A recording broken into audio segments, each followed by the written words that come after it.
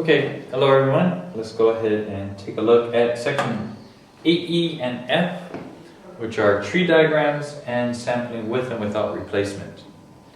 Now, of course, we've already done this in the IGCSE, so hopefully this will be a review. But let's also go ahead and highlight some of the important things with regards to tree diagrams that we may not have covered.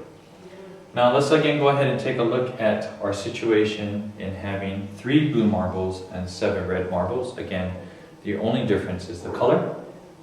And remember that what we're trying to do at this point is we're trying to calculate the probability of compound events. So let's just go ahead and talk about what is the probability of having a blue and a red marble as a result of choosing 2 marbles. Now, notice that I broke this up into 2 partitions here, 2 parts. And notice that, of course, being that I have the probability of choosing, the probability of a red and blue result, basically what I have is I have 2 trials, because this would be choosing 1 marble, this would be choosing the 2nd marble. And notice that it's the same here.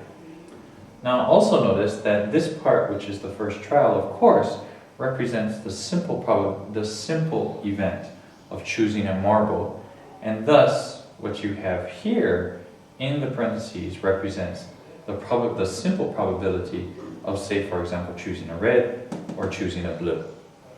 Okay, so what is the difference then between this one here and this one here?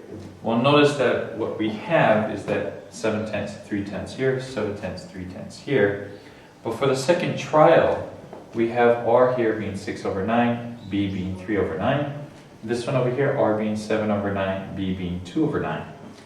In this case over here, the R and the B, 7/10, 3/10, is exactly the same that we had for our first trial. So hopefully, just by looking at the tree, you can also determine which one of these trees represents a compound event that deals with sampling with or without replacement. And so hopefully everybody was able to determine that this here is without replacement. And because it is without replacement,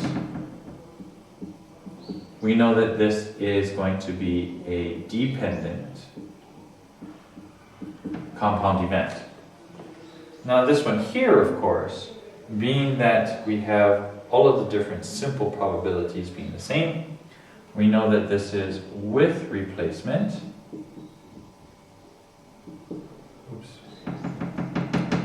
With replacement, and thus we are dealing with an independent compound event. Let's just go ahead and put independent compound event. Now let's go ahead and also determine the answer to this question. What is the probability of having a red and a blue result? Now the very easy thing to do when we use trees is just to go ahead and essentially find this outcome. Now how do we go about finding the outcome? Of course, as we just follow the branches. So this would be one of the branches which would represent choosing a red, not replacing the marble, and then choosing another red. This, of course, choosing a red, not replacing the marble, then choosing a blue. This one over here, choosing a blue, not replacing the marble, then choosing a red. Choosing a blue, not replacing the marble, and then choosing another blue. Now, since we're going to take a look at the result as being a red and a blue marble, what we can then say then is that the probability of a red and a blue marble is then going to be equal to, well, we have the probability of the red times it by the probability of the blue, assuming that we've chosen the red. So that's going to be 7/10 times it by 3/9, plus the probability of first choosing a blue and then choosing a red, assuming that we chose the blue. So this is going to be 3/10 times it by 7/9. And what we come out with is 21/90 plus 21/90, and that of course is going to be 42/90.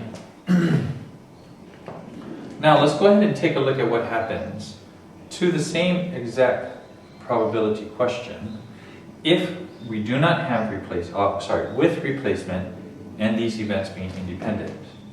So let's go ahead and also go ahead and calculate what is the probability of a red and a blue marble. And what this is going to be again is a red, but then we replace the marble again, and therefore we have a blue. So this is going to be 7 over 10 times by 3 over 10 plus, and then if we choose the blue first, which is 3 over 10, and then timesing it by the choice of a red after we replace the marble, that's 7 over 10. And notice that what we come up with is 21 over 100 plus 21 over 100, which is of course going to be 42 over 100. So notice that what we have here is that if we go ahead and have the exact same situation, but in one case we replace the marble after selecting the first one, and in the other case we do not replace the marble, then of course the probabilities are going to be different. Your probabilities of the exact same question regarding this compound event will be different. So to summarize, we need to go ahead and use, we don't need to, but it would be very easy for us to calculate the probability of compound events so long as we know whether or not there is with or without replacement, or whether the compound events are dependent or independent. And then based upon the tree, we can then go ahead and calculate the probability of that question. Okay, so go ahead and take a look at section 18E and F, and let's hope that everything works out very nicely. Okay, see you next time. Bye-bye.